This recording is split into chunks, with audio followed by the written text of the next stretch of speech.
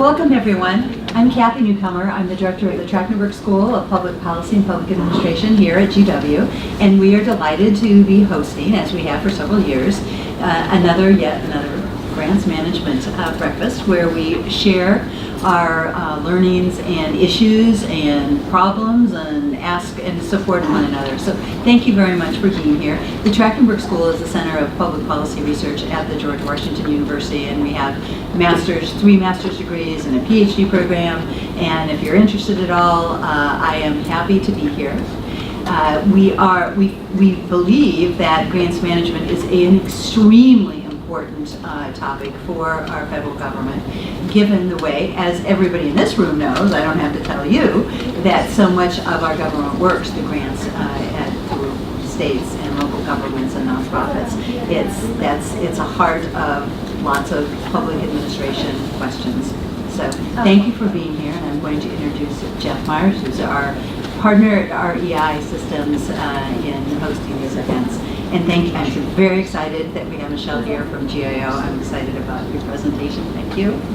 Thank you, Kathy. And thank you so much both to Kathy and to George Washington University and the Trachtenberg School for hosting us in these events. As I've had a chance to speak with many of you individually, a lot of the purpose of these events is so that federal folks who are interested in grants management, as well as state, local, and nonprofit, can get to meet each other and to find some people who kind of share some similar challenges and opportunities and kind of exchange ideas so that they can each be more successful. As well, we try and kind of pick a variety of different topics, agencies, and speakers that will be informative and helpful. And I encourage those of you who might say, hey, I'd like to learn about this agency and its success or challenge, or that topic, or from that speaker to make suggestions. Our tentative topic actually for our next event in May is likely to be the results of a focus group held at the National Grants Management Association's annual meetings, and that will be basically state and local grant recipients offering ideas about how to reduce grantee burden.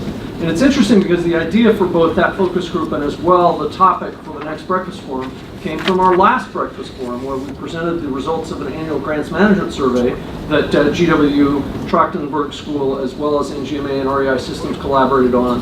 And what we found in that instance was that actually the top focus of grant managers' times is compliance. And so there was some concern about, well, is that really the most valuable focus? And some suggestions from the federal agency representatives there to say, we understand this is a problem, but we really have a hard time getting detailed and kind of a rich understanding of the problem because we're subject to the Paperwork Reduction Act, and we can't talk to more than 9 folks at a time in any sort of systematic way. So let me give you just a very brief kind of 30-second background of REI Systems. We are a company that focuses on grants management, and we have for the last 30 years since we received grants from NASA to do innovative work on processing applications for grants using the internet, back when the internet was in its early days. And we turned from being a grant recipient to being a supporter of NASA and then Department of Justice, Homeland Security, the Federal Emergency Management Agency, Health Resources and Services Administration at the time. In supporting their grants as well. And most recently, actually, a couple of my colleagues in the room, Rajita Waknas and Subhash Kari, helped put together something called the Grants Impact and Story Tool, which is interesting to me because it presents from publicly available information both grants disbursements and grants performance in those programs, and it presents them kind of at the same time so that you can see in a relatively easy to view and understand format that's user-friendly for the lay public kind of what folks are getting for the grant money. And I think this is actually already ahead of what many federal agencies are with respect to the performance operationally with their own staff. And the reason I think that is because agencies are interested and willing to try and hold accountable grant recipients. And they're willing to kind of move out into the cutting edge in managing and using performance information with grant recipients, perhaps even more so than they are willing to hold themselves accountable on their own performance with respect to objective and quantified metrics. So that's a topic where that tool is available for public viewing and access, and we can share information about that with you. And that's kind of a little bit about REI. Let me turn though, we have over a period of time, a number of folks in breakfasts such as this had folks say to me, you know, I'd really like to learn about some of the things related to grant making risk and a little bit about audits, because I understand that as a major use of federal funds and a major way that federal agencies achieve their mission, we have to comply with the law, and we have to avoid risking the kind of the money being the money stopping, whether as a grantee or risk of audit findings and kind of criticism or program restructuring as a grant maker. And so I thought, what better way to do that than to invite a leader from the Government Accountability Office. So Dr. Michelle Sager is here to tell you a little bit about what sorts of issues GAO has found and is focusing on, and what you can learn from those. And I'm very pleased that Michelle has joined us. She holds a PhD from the George Mason University in Public Policy, which is quite a bit better than me because I dropped out of the PhD program early in my career. I decided I was not an academic.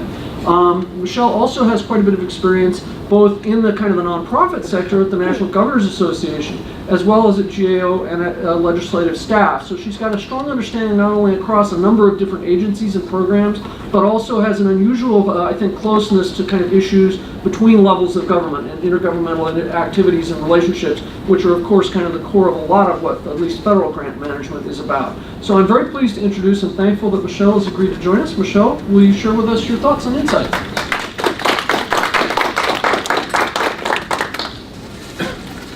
Well, good morning, everybody. Thank you so much for being here. Anytime it rains in Washington, you never know if people are going to make it in or not, so I'm delighted that such a large group of people has actually made it. I understand there are also a fair number of people likely watching the live stream, so welcome to you also. It's really a pleasure to be here. I'm excited to share some of our work at GAO, but more importantly, I think I'm excited to have a conversation with all of you.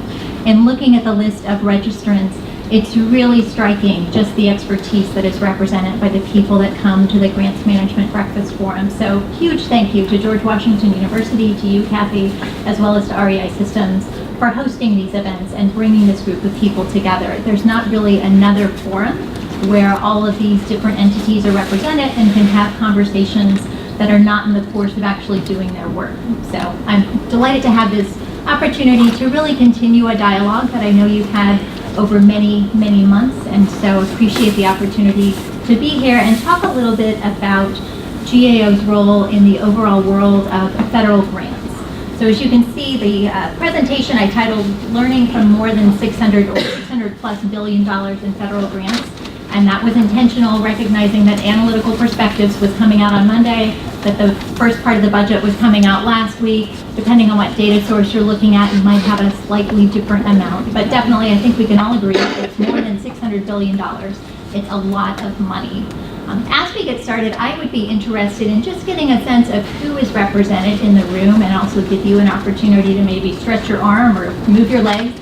So if you're from George Washington University, our host, if you could raise your hand or stand. Wonderful. And if you are watching the live stream, you can do cartwheels, somersaults, whatever gets you up and moving in the morning, and we will never know. If you are from the federal government, if you could raise your hand. Okay, so a lot of representation from the federal government. Wonderful. If you are representing a state or local government or a related association,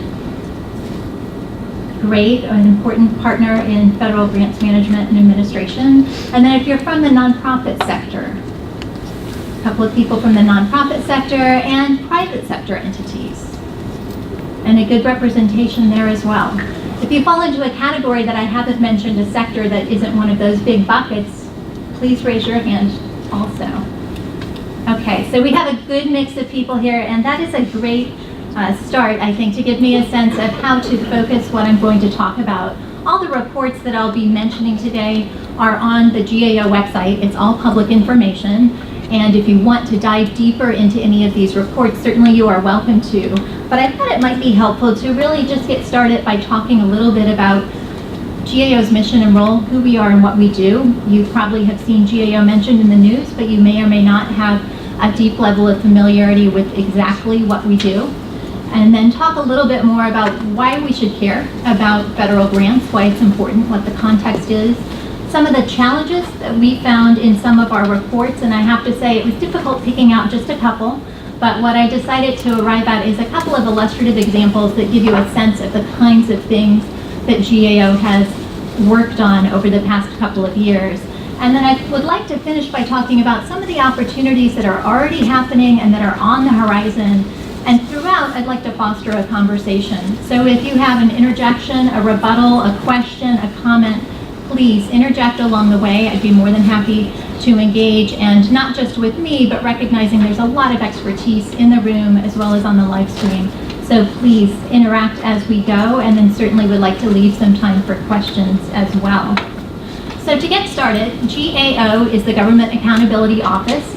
You may see us referred to other things such as General Accounting Office, or different forms of news media sometimes come up with other words for the GAO, getting the acronym not quite right, but at any rate, we're the Government Accountability Office, and we are part of the legislative branch.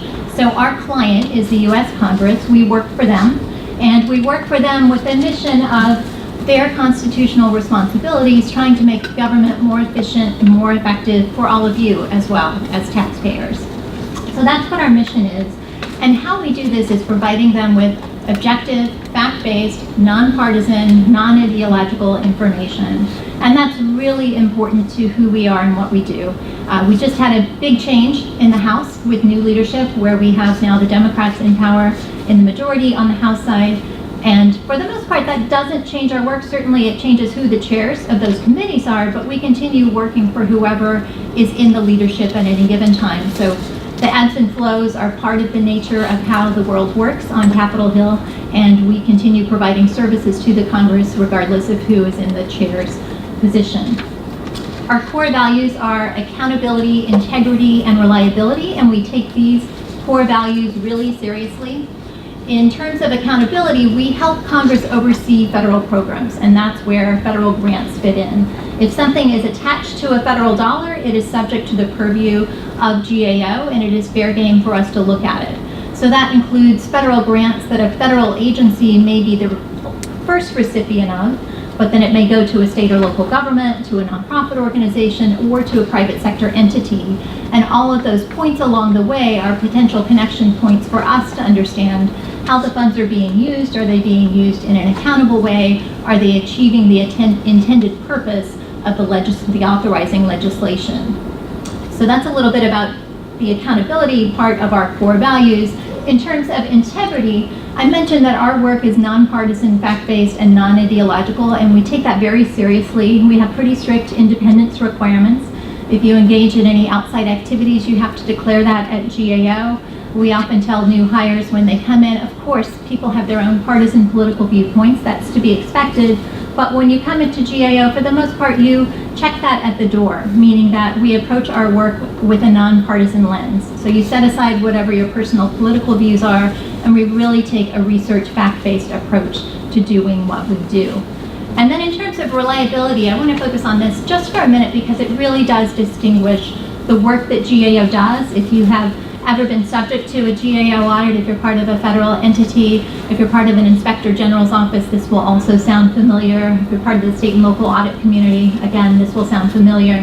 Every statement that's in a GAO report, every fact, every number, every finding, every recommendation, every conclusion is sourced back to source documents, to evidence. And then we have an independent third party that does a whole process of quality assurance to make sure that we can stand behind the things that we're saying in our GAO report. And that is very important for our credibility, very important for Congress to know that when they have a GAO report in hand, that the information there is fact-based, it's nonpartisan, it's non-ideological, and that we stand behind the statements in our reports. So that's a little bit about our mission and core values. Now in terms of how do we actually do what we do, I mentioned that Congress is our client. We work for Congress. So they will either write a mandate into a public law or a committee report, or they will write a letter to the Comptroller General, the head of the U.S. Government Accountability Office, and they will ask us to study a particular topic. We then take any number of forms in answering those questions. We have a rigorous, again, quality assurance process for taking those questions as they come to us, making sure that they are researchable objectives that we can answer, knowing what data we're going to use to answer those questions, knowing what the limitations of any potential data or information we're using might be, and then engaging in our work in a number of ways. So primarily what I work on at GAO is what you would call a performance audit. I am not a financial auditor. We do a lot of financial audits, and that's an important part of GAO's work. We often partner with financial auditors because that gives us a very rich story to tell, where we have both the financial part of the equation aligned with more of the performance. Is the program achieving its intended objectives? Is it following the law that set out the program. So that is a lot of what we do, financial audits, performance audits. In addition to that, we also sometimes perform policy analyses where Congress may ask us to look at options for achieving a particular policy objective and talk about the trade-offs that might be aligned with each of those options. We do have an investigative unit. You may see them in the news because they often get a lot of play because of the kinds of things they get to do. For example, smuggling parts of bombs through airport security to see if that can actually be accomplished. And sadly, unfortunately, it has been accomplished. But they do some really interesting work. And again, sometimes we partner with them to be able to tell rich stories that pair different types of information together. We also have a general counsel's office that issues legal decisions and opinions, and that we then have recommendations in our reports. So they are certainly informational, and that's important. We try to set the stage with the context that explains the nature of the issue, but we also, very importantly, from our findings, we make recommendations to the heads of executive branch agencies, and sometimes we also write matters for congressional consideration. So if we find areas that can be improved, or areas where there are deficiencies, then we make note of that and make recommendations so that changes can be made for the future. So that's a little bit about who we are and what we do, all with the interest of making government more efficient and effective for both Congress and, of course, for all of us as taxpayers as well. I'd like to transition now and talk briefly about sort of the context for why we are all here. And this is not news to anyone. Again, this is public information. Grants are really important in U.S. public policy. Grants are, as I said at the beginning and as the title of this particular session notes, grants represent more than $600 billion in federal outlays. There are more than $700 billion, I believe, in the most recent edition of Analytical Perspectives that came out earlier this week. That's a lot of money.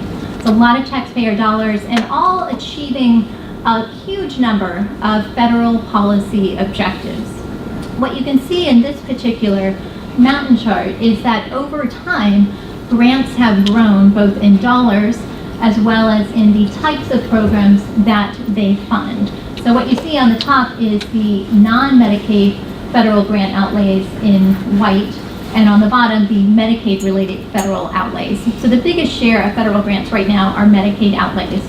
And then everything else, from roads to various other forms of transportation, to education, to water, and the list goes on and on. Achieving all of those other federal national objectives fit within everything else. So grants are a big part of our federal public policy expenditures, and that is why Congress cares about them. There are also more than about 1,800 different funding opportunities that are announced every year. So 1,800 federal grants, each going through the grants process. That's a very large number. And then OMB estimates that there are more than 40,000 grant recipients. So again, just mind-boggling numbers when you think of what it takes to actually implement all of those programs and achieve those national objectives. The federal government, of course, doesn't do this alone. This is accomplished through something called networked governance, and if you are a public policy student, this is probably a concept you have heard a lot and read about a lot. You may or may not think about it much in your day-to-day activities, but the reality is that the federal government relies on many other partners to administer grants and to achieve the objectives set out in the authorizing legislation, including the 50 states, the territories, the more than 90,000 local governments, nonprofit sector, the private sector, and all of these entities have to fit together in this very complex equation to actually carry out the intended objectives of federal grants policy.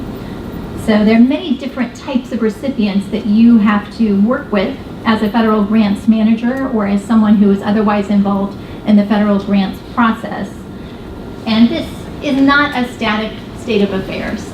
Federal grants are dynamic, and this particular figure is not dynamic in and of itself, but I present this just as an illustration that it's a snapshot. It's a point in time. If we were to produce this figure a year from now, it would probably look a little bit different.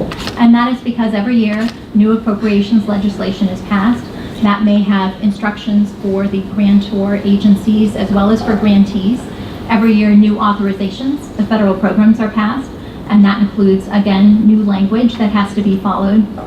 And in addition, of course, at every level of government, both horizontally at the federal level in terms of all of the cabinet department heads, as well as everyone working within the federal agencies, and then vertically in terms of federal, state, local, and all the other partners we saw in the previous slide, all of those partners are also constantly changing in terms of who is the leadership at each of those entities.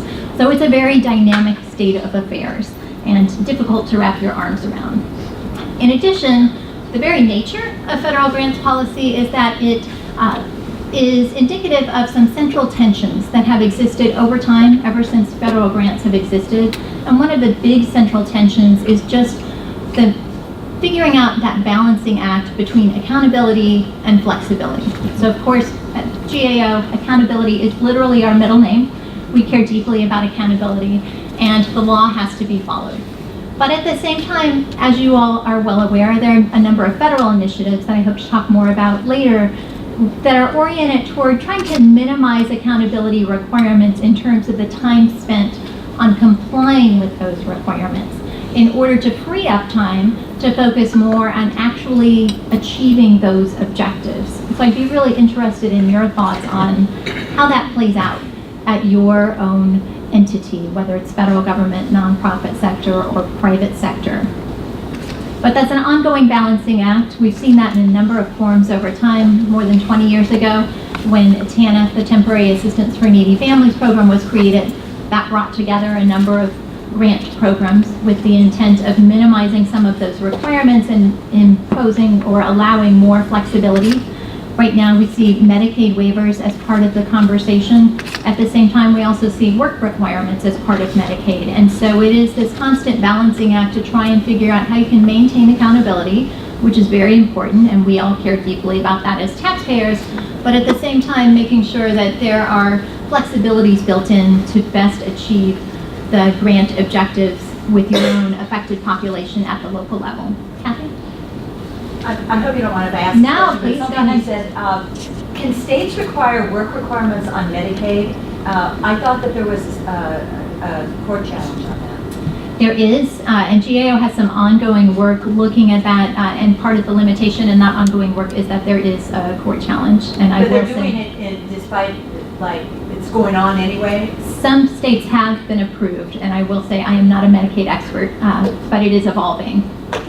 What is allowable? So they're happening even though the courts haven't decided?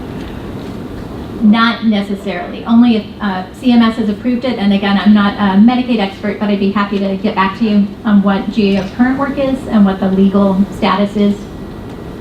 Thanks. Sure. And if others have questions, please do interject along the way. What I'd like to turn to now is just a couple of illustrative examples of the kinds of, we call them engagements, basically research projects that GAO does. They typically result in a report that will be on our website, often result in congressional testimony, and then we of course meet with our clients, the Congress, along the way to keep them apprised of what we're finding, how we're approaching the work, of what some of the issues are. So you're probably most familiar, if you're sitting at a federal agency, with some of our kind of more traditional audits in the sense of oversight audits, internal controls. And that is, of course, important. That's something GAO has done for decades, is determining whether federal agencies have strong internal controls in place. You've probably read a lot about improper payments, and that's very important because to the extent those payments are improper, those are dollars that could have been spent for some other purpose or for the intended purpose rather than being spent for something else. So that is a big part of our work, and it can occur at any phase of the grant process. This is just an illustration of some of the key phases of the grant process. Sometimes we'll be asked to look at a particular phase, the award phase or the closeout phase, and to drill down in that particular phase. But internal controls clearly is an important issue for Congress, something that they want to know. Are the agencies following the processes that are in place? And do they have controls in place to do that in an accountable way? Jeff? Can you tell us a little bit about how GAO decides which agency or which program to audit? Is it kind of a routine cycle, or do you have to get a complaint? Great question. So the question, if you couldn't hear it, was how does GAO decide where we focus our efforts? And often that is prescribed, particularly if it's a mandate, because we have to follow the law, because we will investigate activities of a particular agency, then that's the agency that we investigate. Other times, if a letter comes into the Comptroller General as a request, then we may have more latitude, but often it is tied to the committee chair or ranking member that writes that letter. So whatever their committee's jurisdiction is, if it comes in, for example, from Education and Labor, then we would be looking at usually the Department of Education or Department of Labor for those studies. Sometimes we do cross-cutting work as well, and so that is a robust discussion internally about what agencies we should focus on and why. And one of the things that is wonderful about GAO is that we do have expertise across the federal government in every subject matter you can imagine, and so we have experts from those specific policy areas weigh in on what makes sense in terms of where we focus our efforts. Did you ever launch an audit, for example, a grant applicant was unsuccessful, didn't get the money, and they say, hey, yeah, you ought to go audit this agency because they didn't give me my grant? They can write to us, but more frequently they would write to their own member on the Hill, and then the member may choose to write a letter. We also have a fraud hotline. Our investigative unit that I mentioned a couple of minutes ago does investigate potential waste, fraud, and abuse, and so that's another avenue. We also always reach out to our Inspector General colleagues and find out if they're already doing work, because we don't want to duplicate effort. And then if it has a particular focus on a state or a group of states, we also reach out to our state counterparts in state auditor's office, again, to make sure we're not duplicating effort. And if there's already ongoing or completed work, then we of course want to leverage that work. So that's kind of the more traditional GAO report type in terms of what we would focus on in the grants management world. The next category is something that was a legislative requirement in appropriations bills, and often grant requirements are written into appropriations bills or committee reports. If you're sitting at a federal agency, I'm sure you have a whole process with your Office of Congressional Relations each year where you are scouring through that legislative language to see what has changed and what does that mean in terms of your particular function. What do you have to do differently? What do you have to check? What requirements maybe went away? All of those kinds of things. So this particular figure is from a report that came out last week, and it was on a very specific provision in appropriations law, colloquially known as the Stevens Amendment. And this is something that first went into appropriations bills in 1989, so it's been around for almost 30 years. And it's something that grant requirements are required to, or grantees are required to disclose how much they're receiving in federal funds, the percentage of their total project that those federal funds represent, and then if they're also receiving funds from other sources, what those other sources are. So we were asked to follow that particular provision and see at Labor, Health and Human Services, and Education how they were monitoring grantees' compliance with that particular provision. And so that's an example of where something is written into legislation that becomes enacted as a public law, and Congress asks us to follow a very specific provision that for you as a if you're a part of a grantor agency, that you likely will have written into a much longer list of grant terms and conditions, and that you would keep the grantee apprised of what actions they would have to take in order to comply with that particular requirement. So that's a little narrower focus. Kathy? So it sounds like that would just be yet another burden on grantees to be able to, and I don't even know what it means by that. Does it mean on your website or in your annual report to the funder, the federal funder? What does that mean? I mean, what, That's a great question, and I actually didn't plant that, but that's part of the question. As I mentioned, this was written in 1989. For most of us who were not working at Department of Defense, the internet didn't really exist in 1989. So we weren't tweeting, we didn't have Facebook posts, we didn't have LinkedIn, so we weren't posting public documents in all these other ways.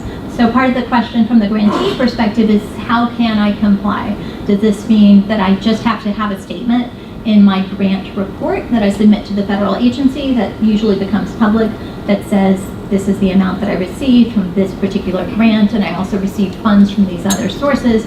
Or does that mean in every press release, in every tweet, in every time that you're giving a presentation that you have to have a paragraph or a sheet of paper attached to it that outlines those requirements, and that's an open question. But, and two agencies said, nope, we don't do that. And part of the response we received back from the agencies is that this is part of their whole overall approach to risk management. You can't necessarily have the resources in place to follow every single grant requirement with every single grantee on every grant.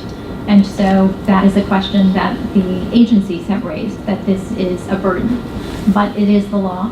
And so our report was oriented in that way, that this is the law, and so you do need to have a process in place to monitor compliance or be aware how grantees are complying with that requirement.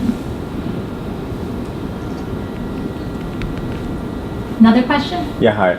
Gonna be honest, I'm at the Department of Education, and I'm wondering, can different offices within the agency require or ask that, prospective grantees be compliant with this particular aspect? And that is one of the interesting aspects of our work, this report in particular, but also many of our grant projects. There are multiple subdivisions or sub-agencies within the overall federal agency that are issuing grants and that have variations on the requirements. So education, definitely an example, labor and health and human services, same story, that there are many subdivisions that are issuing literally in some cases hundreds of grants and thousands of grantees. And so that is a question of the federal agency's choice of how centralized their requirements are, or do they devolve some of that responsibility to the subdivisions or sub-agencies. Michelle, Yeah. I'm curious, kind of on behalf of grantees, let's pretend I'm a state and I'm getting grants from Department of Education and HHS, and I'm finding that each of them is imposing on me the requirements that kind of bloomed like 1,000 flowers as 1,000 different grant programs were passed into law. And I'm saying, these are duplicative requirements and they're a little bit different each, and I understand the motivation is good behind each, but I think they ought to be reconciled and streamlined. How would a state, for example, persuade, whether it be Congress or whether it be a federal agency, to step back and say, maybe there should be some reconciliation of these different laws in order to kind of streamline and perhaps even improve accountability? Is there a good mechanism for that? There are a couple of avenues, certainly to the extent GAO is doing work where often we try to get the grantee perspective as well.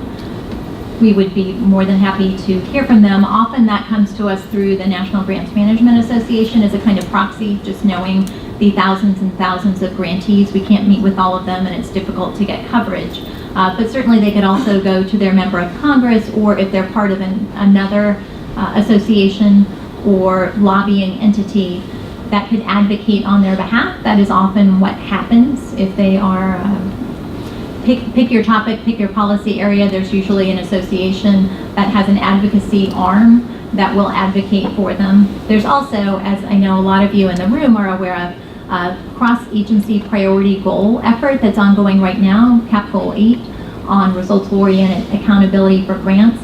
And part of the intent there is to streamline a lot of these requirements and simplify what is happening. This grew out of a pilot project under the Data Act, the Digital Accountability and Transparency Act. One portion of that pilot was focused on grants, and a lot of the great findings from their work went to Congress, were captured in a report to Congress, and now are moving forward under this CAP goal effort that is government-wide in nature and does have a lot of momentum behind it under the President's management agenda. So there is change on the horizon, and there is a lot happening across the government. That's a good picture. Hopeful, at least. I try to be hopeful, if nothing else, on a rainy day. I'll transition now just to one other type of grant report that GAO has done, and this is one that is more focused on grant administration. I mentioned sometimes we're asked to focus on a very specific part of the grant process. GAO issued 3 different reports over 2008, 2012, and 2006, asking us to look very specifically at the process for grant closeout. So when the period of performance has ended for a grant, then what happens? Are all of the funds expended? Are they sitting in an account? Are we paying to manage that account? And so GAO issued work on that. Congress was very interested and actually ended up passing the GAO Act, the Grant Oversight and New Efficiency Act, so that agencies are now required to report on their grants that have not been closed out. And so that's an example where GAO did work over a number of years and Congress was very engaged in the topic, again with the end goal of wanting to use government funds efficiently and effectively, and if the grant period has ended, then the grant funds should be swept from the account. What this picture illustrates is, for a number of perfectly good reasons, grantor agencies told us that there were a number of reasons why those grant accounts may still have funds sitting in them. The grant could be under audit, the grant team may no longer exist in some cases, small nonprofits may no longer exist, and so the agency is trying to get a final grant report from them, and it's pretty difficult to do if the grantee is no longer there. And then you can see the other reasons there.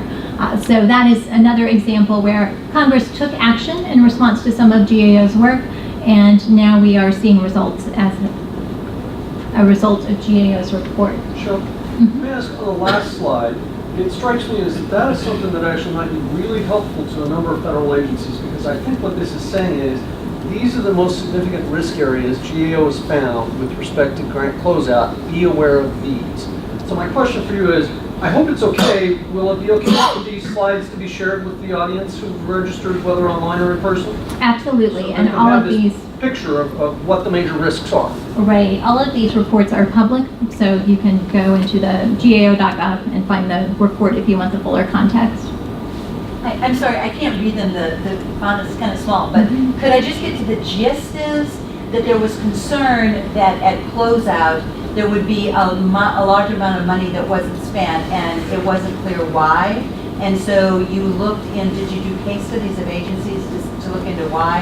And you came up with a variety of reasons why. But Congress said, wait, we want more specific information, and that led to the GAO Act? So agencies are now required to report on grants whose period of performance has ended. We did do case studies with agencies. We also evaluated data from federal agencies, quantitative data, to see how much was sitting in grant accounts for different federal agencies. And the funds can then be returned to the Treasury once the grant account is closed. So that was the reason for the congressional interest. So the interest was, the congressional interest was mainly on what happened to the money. It wasn't anything about the performance or who got what value out of the money. Not in the outcome-focused sense on this particular report, right? I mean, in terms of also the motivation for the GAO Act. It was really more just about making sure we got the money back in the Treasury, not so much looking at, but what's the value to the American people for those grants. On that particular piece of legislation, right, it was focused on the period of performance ending and sweeping the grant account. Kind of a more cross-cutting type of report that we have done earlier last year in 2018, GAO issued a report on grants training. And trying to get it, Congress was interested in what does the world of training for grants look like, and what does that mean? Understanding that there are many particular occupational functions captured under grants management, everything from the people who are writing the grant notice of funding announcement, the people who are managing the finances for the particular grant, those who are trying to evaluate the grant and get a sense of whether we're achieving the outcomes. But very few of those people are actually in a job series that you can track into something called a grant specialist, which is what this figure shows you. For the grant specialist, that's the lighter blue color. There is an actual job series called Grants Specialist. It's 1109 if you're curious. But there are also all of these other thousands of employees who do grants-related job functions that you wouldn't be able to identify with a particular job series. So OMB and HHS actually have some training about grants that does exist. Part of the finding from that report and part of the recommendation was to better publicize the grants training that does exist, and also to measure the outcomes to find out whether it's actually useful to the people who are in these occupations. And so that was, again, a more cross-cutting looking at a couple of agencies, HHS, agriculture, and education. John? two questions. One is, how does the grants management workforce compare to the contract management workforce? Because it's about this equivalent to dollar amount, about 700 billion either. And the other is, do the grants managers become classified as program managers under the Program Management and Improvement and Accountability Act? And would they wind up having to fulfill those requirements? That's a great question. I'm not sure of the specific connection to PMIAA in terms of how they're classified, but certainly one thing we have heard a lot about is often they're called program specialist or program manager.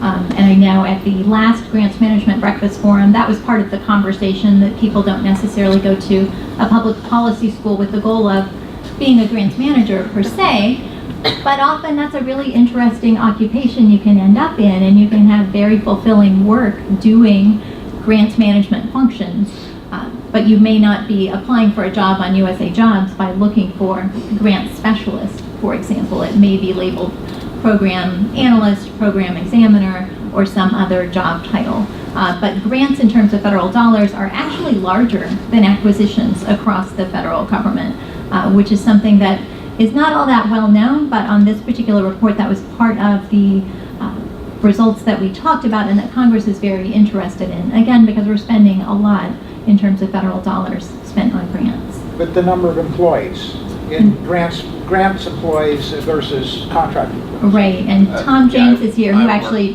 worked on that report. I would respond to that. It's very difficult really to measure that green part there. I mean, if you're not at 1109, and we actually did a report a few years before this that said some of the same things. The agencies themselves would self-designate. HHS says they have 1,851 people at that time doing grants work, and they would give us this, 35 job series, that 2 people here and 3 there.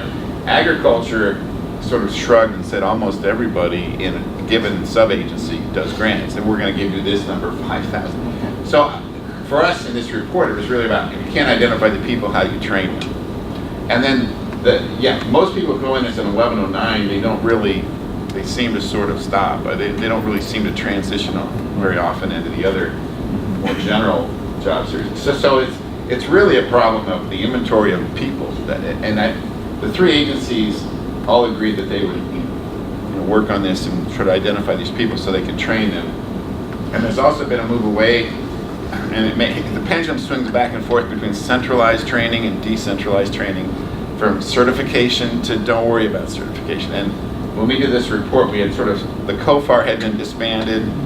One of their requirements was to improve training. They were gone. The new system had come in, and they hadn't quite figured out how to do this, so they had decentralized again. So it's a little bit of a back and forth, but really they almost can't identify the non-1109. So there's no equivalent to the Federal Acquisition Institute? Well, I would, there's a little bit of crossover for the training itself, but no.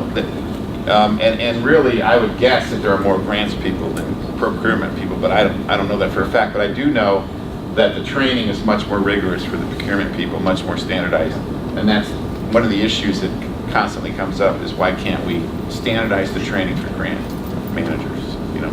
So, Erica Preston from Management Concept. So, from my customer data, I do know that one of the highest, they're probably in our database in terms of who takes our grants courses. They have program management or analyst in their title. And so yes, they are going to be subject to PMIA. So you take this report, and by the way, a lot of them are also contract specialists. And so there's going to be a concern about kind of over-certification.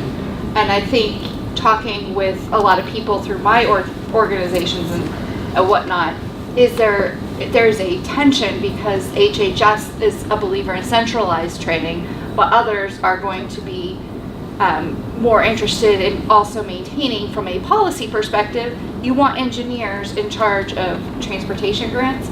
So my question for GAO is, are you going to look at this maybe more like the cyber workforce, where a lot of people are looking at, are touching and maybe involved in the issue, but maybe don't need necessarily a specific job title, in terms of matrixing some of those requirements, and maybe not a full-fledged certification like the FAI, but trying to make sure that there's some rigor with the recognition that you could have an employee that is working on a cyber grant program as a program analyst and as a core because they're managing REI, their contract with REI. I mean, that doesn't give them a lot of time to work during the year.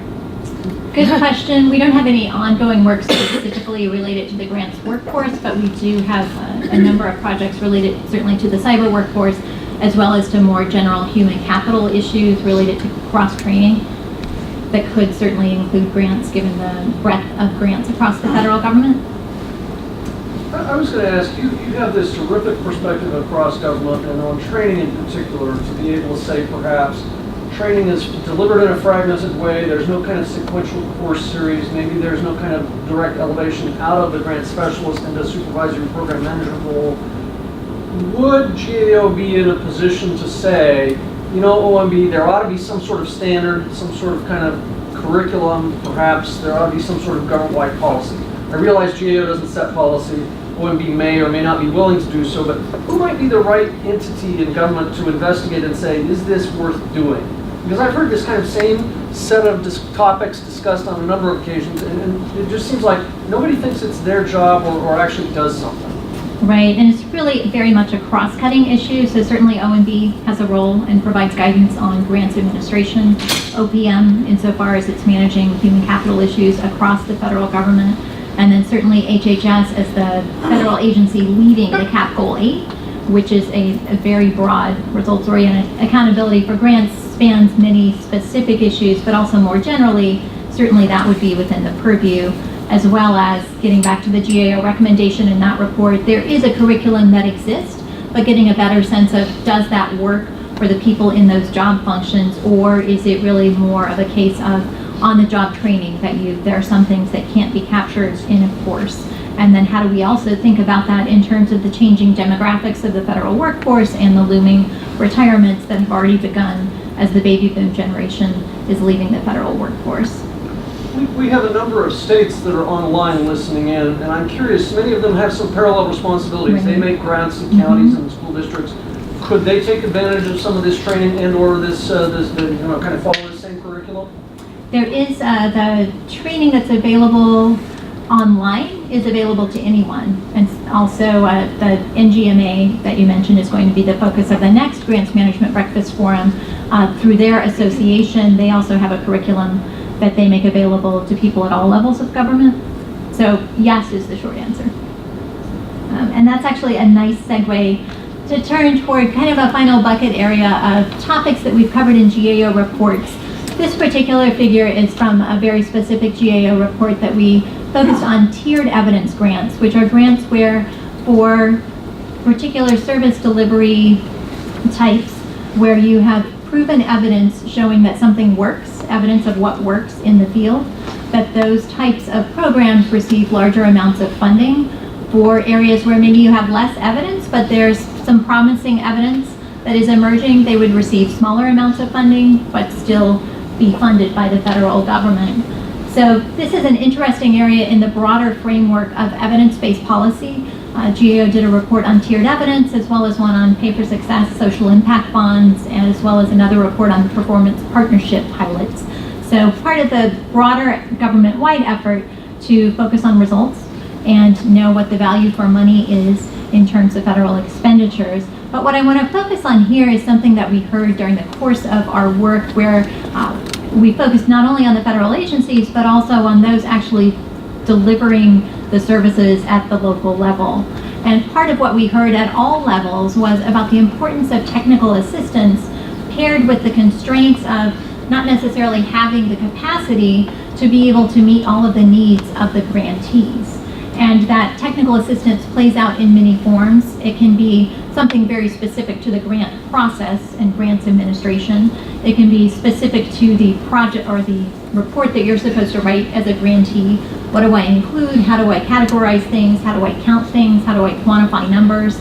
But in this particular case, it was also very specific to the evaluation requirements for the grant programs and making sure that there were researchers who knew how to do program evaluation and had the capacity to be able to satisfy the grant requirements maintain fidelity to whatever model was being selected, and then actually write that up in a way that satisfied the terms of the federal grants. And so from both sides, part of what we heard is that certainly the federal employees wanted to be as helpful as possible and answer the questions that came into them. Those who were actually administering the grant at the local level, they weren't just doing it for the money, they really cared about the affected population, and they wanted to, again, comply with the terms and conditions of the grant, but also maintain fidelity to the model that was part of the grant program. But there was a capacity issue, and that was at all levels.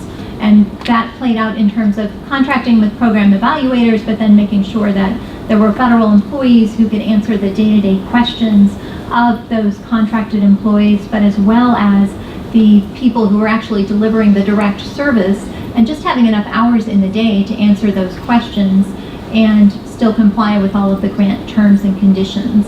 So that is a big issue, and that's something that GAO is going to be focusing on more broadly, the issue of technical assistance from the grantor and grantee perspective. So I'd be curious for those of you in the room, what are kind of your own experiences as a grantor, as a grantee, in terms of providing or seeking technical assistance? What has been your experience? Are there capacity or other issues? And it can just be an open dialogue. So again, Department of Education here. Most of us are former teachers, and so much of our efforts are about trying to, almost at an impossible level, link our grant efforts to student outcomes. And that's a giant leap, right? Because so much of a student performance, as we all know, we've all been to school, has so many different factors. And so when we talk about technical assistance, so much of what our grantees seek specifically are around the program itself, the nature, not so much the nuts and bolts of the grant management process. We are also, of course, responsible for ensuring all of this and make sure that it goes smoothly, but we oftentimes, I think you made a great point, this idea of flexibility and accountability is something that we really walk a lot, and we struggle with that. And so it's difficult because we have so many different sub-awards and so many different types of metrics that are embedded in each of our individual programs. And then at a molecular level, like each different school is of course different, and so many different components. And so the grant life cycle looks a number of ways from the very beginning to the very end. On average, we have about 5-year term grants. And so technical assistance, what we've tried to do is look at it in different time frames. And so, years 1 through 3, this is what that'll look like, 2 through 4, and then 3 to 5, so that there's some overlap. Thank you. Just to support and extend what you said, that at the corporation, is anybody here from the Corporation for National Community Service before I speak for them? So in the work I've done with them, for example, there's pressure there to say anything you do linked to student outcomes. Mm-hmm. But that's really hard. Mm-hmm. You can't, and so what happens is the technical assistance is people saying, I don't know, look at student outcomes. Right. And then they go, well, wait, we can't get that data from the schools. Right. And that's such a tenuous causal link. Isn't there something else? And it's like, I don't know, we really need to see student outcomes. Mm-hmm. So there's huge problems.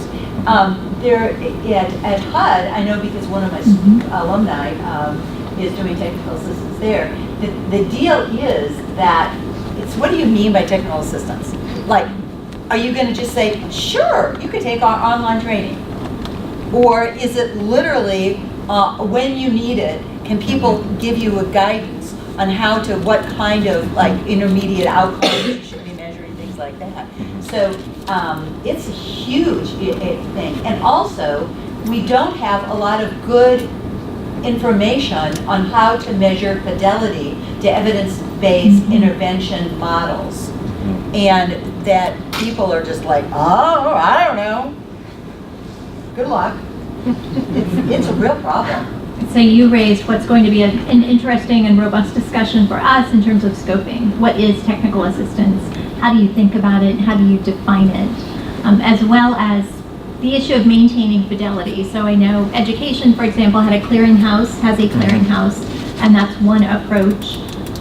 Certainly there are lots of questions surrounding that, and I'd be interested in perspectives in the room about how you maintain that, how you make that useful beyond just telling a grantee, oh, here's a website, there's a clearinghouse, but helping them understand of research studies that are available, what might be most applicable to them, how they should think about a particular research study that's already been done that may be parallel to the effort that they're undertaking, how they should think about what the similarities and differences are.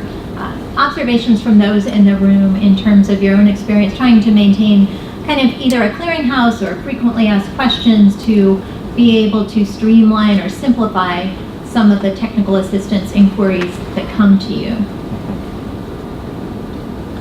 Any experiences with managing all of that in a way that makes sense, whether either leading practices or practices that others should steer clear of, things that you've tried and didn't work? So, Tricia Kovacs, USDA. I'm not a grants manager. I work in the administrator's office and am an advisor on local and regional food systems. So we have some grants that go to fairly small entities to change food systems and markets for farmers. And I think there's an effort, sort of a casual effort so far, to do some peer-to-peer learning among grantees over time, developing sort of a community of practice among them so they can learn from each other. And then last year, for the first time, we did a direct marketing summit. And the way we did that, the grants management team did not create that. Another team that works on similar topic areas that is more research focused and knowledge focused and technical assistance focused created this conference, and the grantees were all invited. They were allowed to spend their money to come to it, and that was a place where we had panels of people showing, here's how we collect data in these kinds of markets, and they were similar enough that that knowledge helped them. So that was peer-to-peer learning again, but in a convened way that we facilitated. And it wasn't run by the grant specialists, but they were there. They had a sort of an office hours, curbside consulting kind of role there as well. Thank you. So peer-to-peer learning, that's a great example. And then in addition to that conference, were you able to capture some of the learning from that event so that others can access it? A little bit. I would say the ongoing peer-to-peer is where that shows up again. And we do have a staff and capacity limitation on really taking that into something that's more structured over time. But there's still effort happening. Great. Thank you for sharing that. And communities of practice are another example that we have heard about, and recognizing there are lots of challenges to make that work technologically and to make it be efficient. Certainly it's great to capture the many observations or experiences of those who are involved in the process, but doing it in a way that makes sense, that is real time, that protects their personal information in some cases. Are there any examples where others have communities of practice or other peer-to-peer experiences where they're able to help grantees learn from each other? I don't have an example from grants, but I want to ask whether or not anybody is trying something that I've seen, which I've had a lot of experience with knowledge management, and most of it has all failed. Knowledge management, knowledge capture, sharing, because a lot of people put in knowledge, nobody takes it out, it's hard to find. The exception, frankly, has been in kind of home appliance repair and car repair, where YouTube is astounding. And the reason it's astounding is because it's just in time. It sits there until I need it, and I can find it with a plain English search term, and it provides me with a visual cue, because I actually happen to be a visual learner, more so than auditory or reading. I don't like to sit and read stuff, but if I see some guy fixing something, I can see how to fix it and understand it. So my question is whether or not anybody offers technical assistance in a kind of a video format that could be accessible to a broader grant community. Is anybody doing that? Not a one. One? I guess I don't know if this is an example of technical assistance that you're talking about, but I'm from State Department and we're working on integrating gender considerations into foreign assistance, including with the Women, Peace and Security Act. So we've just created a video for our grantees that introduces them to some of those concepts and requirements. Is it available to the whole public? I think the plan is to post it Not publicly yet. on our website, but I don't think it's up there yet. So I'm with Noah. So annually we have a grants workshop, and so it's open to the public as well as to the federal employees, mainly for people who work with NOAA, but community's usually, open to attend. And we usually do that every year. We did something the year before, we were very successful. We plan to do something again this year. And once, we start to develop it, we publish that. We try to reach out to as many people who work in the grant community to let them know that it's available to do that. And we found it's really, successful for people who actually work with NOAA, as well as ones who just want to learn more about NOAA and what we find. Thank you for sharing that. Certainly we'll build that into our next project, looking at YouTube for grants and what models might exist. And going back to the initial kind of framing and the context for federal grants management, for very specific grant programs, you can see how that could work better than trying to provide sort of general grants management training. Getting back to the discussion about training, part of the challenge there is who do you target and what knowledge are you trying to capture, whether it's financial or outcome-based or evaluation-based or specific to the grant program itself. A lot of potential different audiences as well as a lot of different types of potential grantees. So a lot of challenges, but I do, as I mentioned, I'm hopeful on a rainy day. So I wanted to end on a hopeful note in thinking about the many grants management initiatives that are underway across the federal government. And so to some extent, I think we are at an inflection point in the sense that there is a lot of activity underway. The challenge, of course, is integrating these many initiatives in a way that makes sense, and so they're not cylinders of excellence, but they actually work together for effective outcomes. So to start, the Digital Accountability and Transparency Act of 2014, a lot has happened as the Data Act has been implemented. Implementation continues. GAO continues to monitor implementation. We have mandates to do that through at least 2021, and we will of course do that, but USA spending exists. There is now much more information posted publicly. GAO has raised a number of concerns about the quality and the accuracy of that information, and of course that's critical in order to be able to say, as a researcher, be able to use that data in a way that looks across the government and makes comparisons in a meaningful way that makes sense. The next phase is what I'm really interested in hearing from you is there anyone in the room who is using usaspending.gov to inform either your research or finding out who your grantees are? Is anyone actually using it? No, we pull data from there often when we get different data calls. Sometimes it's just easier to use that public interface to get data quickly. Okay, it's good to know. And is it consistent with kind of what you would expect based on your knowledge of the inputs into the database? Yes, I think so. And it's often helpful because using the public database makes it a bit easier to get data from other bureaus or offices where we may not have direct access to their data internally. Well, that is great news, actually. And another example? I'm from REI, Rujuta Vaknas. I think Jeff mentioned in his opening remarks that we recently created a tool to connect spending to performance, and USA Spending was our primary source of that information, and we found a host of data about a lot of programs on there. Okay, thank you. I think what she's not sharing is that we also found a lot of quality issues. So for certain programs where we actually knew the programs really well, when we go to their agency websites, there was a certain number of grants and certain dollar amount that shows up. When you compare that with USA Spending, a different dollar amount and different number of grants show up, right? And to me, I think, when the initiative started, I think that there was a lot of attention, but sadly, I think, a lot of agencies today are sort of looking at USA Spending just as a check the box exercise. And I sort of wonder that, how many agencies actually are using that data to reconcile their books at the end of the year and make it part of that process. So, if you want, I think, the private sector and the public to actually use that data for decision making, it has to be sort of trustworthy. And right now, I don't think it is really at that level. And we'll be happy to share the issues that we found. Thank you. And that is consistent with GAO's findings. As I mentioned, a lot has happened, and there is a platform that exists, and there are great visuals that go with it. We are right now in the process of starting our 2019 report, drawing a sample, and then From that, we trace back to the source documents that the agencies use to put their information in, to what eventually appears on USA Spending. And for those very reasons, trying to get a sense of the quality of the data, the accuracy, the completeness, and the timeliness, because you're right, it has to be accurate and complete in order for it to be used in a way that makes sense by a number of different parties.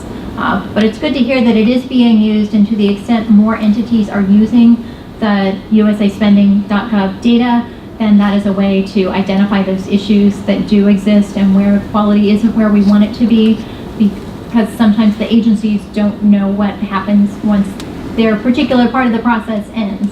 So GAO is continuing those reviews, and the inspectors general also have requirements to continue monitoring implementation under the Data Act. So that is underway.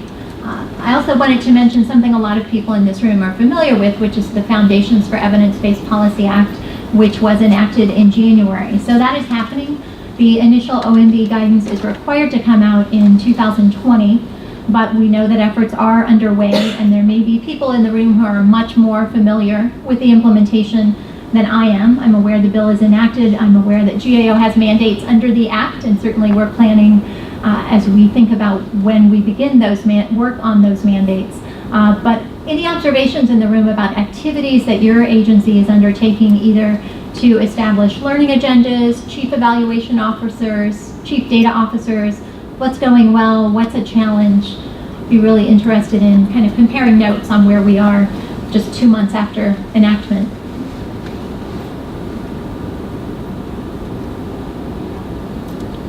No observations yet, but again, there's a lot happening. Part of that bill also incorporated the Open Government Data Act, requiring that information be open, transparent, machine readable. So that is underway, in addition to the cross-agency priority goal that I already mentioned. So there's a lot of government-wide initiative activity going on. Part of the challenge, of course, is making sure that these efforts are integrated in a way that you can marry together the financial information, the performance information, the evaluation information, as well as what both federal agencies and Congress are interested in, which is some information about compliance, in a way that makes sense, that doesn't increase burden unduly, that maintains enough flexibility so that those of you who are actually involved in implementation can do what you need to do to make the programs be implemented. Other observations on how these pieces fit together or don't from where you sit? Could you or anybody else say anything more about what OMB is doing with the CAP goal on results-oriented accountability for grants? Sure. Is there anybody from HHS here who is working on that project? Because I know HHS is the agency lead, who would be willing to give us a sentence or two. The quarterly updates on the CAP goal are on performance.gov. And so that outlines what is happening in terms of the activities and what the status is of those activities. And that is about where my knowledge ends, that it is happening. But if others have observations or would like to share, we'd be really interested. I think all of us are kind of waiting with bated breath and wanting to know more about where this leads and how all the pieces do fit together, because that is part of the ultimate goal and the vision, that you shouldn't have this silo that's performance and another one that's financial information, another one that's budget information, and another one that is some version of outcomes or evidence-based policy, that they really do all need to fit together. Michelle, I would ask, this has been very helpful because you've given a perspective of kind of some of the high-level priorities in GAO with respect to kind of grant closeout, technical assistance. I'm curious whether or not, with respect to grant making and grant activities, especially at the federal level, is there a risk framework, kind of like there is for financial audits, where you go after the big dollar items, the ones that are kind of where there are poor internal controls, you'll maybe audit those more frequently. Is there something similar for grant management, where you can say from the performance perspective here, for example, here's what, if you do X and Y, we're more likely to audit you, or if you do A and B and C, we're less likely to audit you, that you can share either here now or perhaps online afterwards if that's convenient. There's not a risk framework specific to grants per se. GAO does have a broad risk framework, and certainly that could be applied across the board to any federal spending.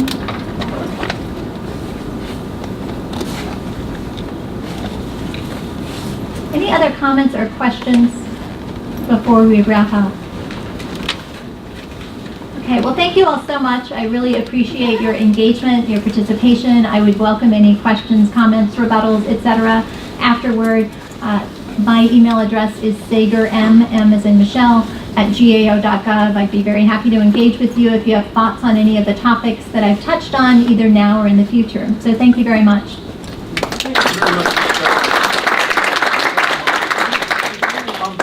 I wanted to offer kind of 2 or 3 last comments. One is on April 11th, 3 weeks from today, REI and Johns Hopkins University will be hosting a government analytics breakfast forum. And in that case, it's something that may be of interest to some of you in the grants management community. We're going to have a representative from GSA and a representative from the Department of Defense come in and talk about artificial intelligence and who's buying it in government, for what purposes, where and how it's being bought from the perspective of GSA. And again, in a lot of instances, artificial intelligence isn't bought alone, but it's something that is used in conjunction with other sorts of tools. So you may say, hey, you know what, maybe there's an opportunity for your agency to learn about how artificial intelligence may improve your grant making. So if you're interested, feel free to drop me a line or communicate with any of my colleagues. Second, REI is developing a grants management diagnostic, primarily for use at the state level. And if there are states that are interested, what we would do is come out or visit you, ask for a variety of different pieces of information, and then be able to give you a perspective on, for example, how timely are your grant disbursements, how burdensome are activities, and several other sorts of key metrics where we'll say to you, if you can share with us this information, we'll tell you a little bit about how it compares to kind of the larger community and performance at large, and you get an understanding of kind of, are you ahead of the curve or behind the curve. And last, as I mentioned a couple of times, REI is hiring. So if some of you, whether you're federal or commercial or nonprofit or otherwise, have some interest and you're focused on grants management and have some good expertise, we'd love to talk with you. Thanks very much all.